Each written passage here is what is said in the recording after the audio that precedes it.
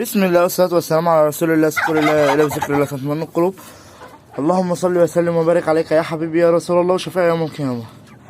حبايبي واخواتي المتابعين الجمال، رجعنا لكم بفيديو جديد وروتين جديد. تمام، احلى ناس في الدنيا، يا رب دايما تكونوا في خير وفي احسن حال. طبعا بقى العيش اتبهدل التاني بعد ما رواتها.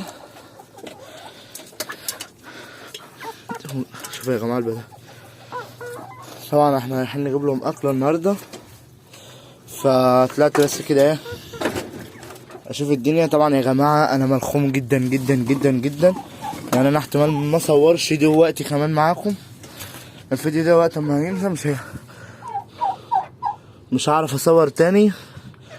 ليه يا محمد مش هتعرف تصور تاني؟ اقول لكم يا جماعه ان انا مسافر، بعمل كل سنه وانتم طيبين ويعود عليكم الايام، يا رب دايما تكونوا بخير وفي احسن حال. طبعا انتوا عارفين ان انا الشغل بتاعي طبعا عامل فرن بعمل فرن في رمضان. كل سنه وانتم طيبين. الفرن ايه في رمضان يا محمد؟ فرن كنافه وقطايف يا جماعه باذن الله. فطبعا ببقى ملخوم وكده في عمايله.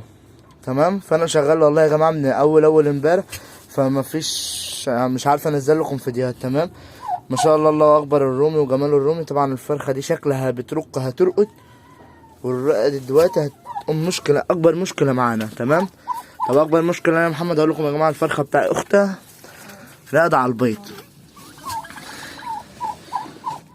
وعاوزه ارقد الاتنين، عاوزه اكمل لدي بيض والدي بيض. المشكله ان دي راقده يا جماعه على البيض كله.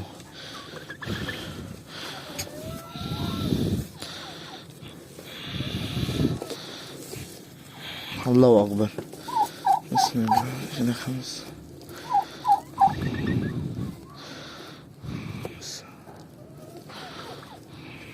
6 و3 الله اكبر.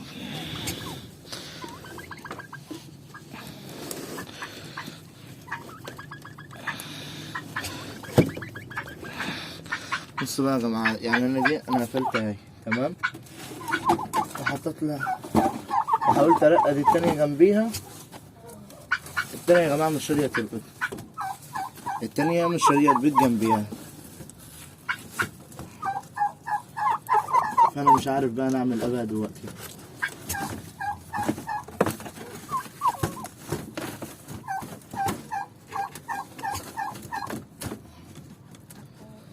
دي يا جماعه وهرجع لكم تاني. طبعا كده يا جماعه احنا بنحاول نقفل عليها عشان الفرخه التانية ما تبطش جنبها وكده، وتبيض في الخن التاني. تمام، فاحنا كده بنحاول بقدر الامكان ان احنا نغطيها. طبعا هحاول اجيب لها خشبه تاني واجيب لها القفص الاخراني هنا في الوش وهشوفها هتعمل ايه. وكده يا جماعه قفلنا كده على الفرخه، بسم الله ما شاء الله تبارك الرحمن. طبعا قفلت عليها كده، حطيت لها غزة التقفاز دول زي ما انتم شايفين.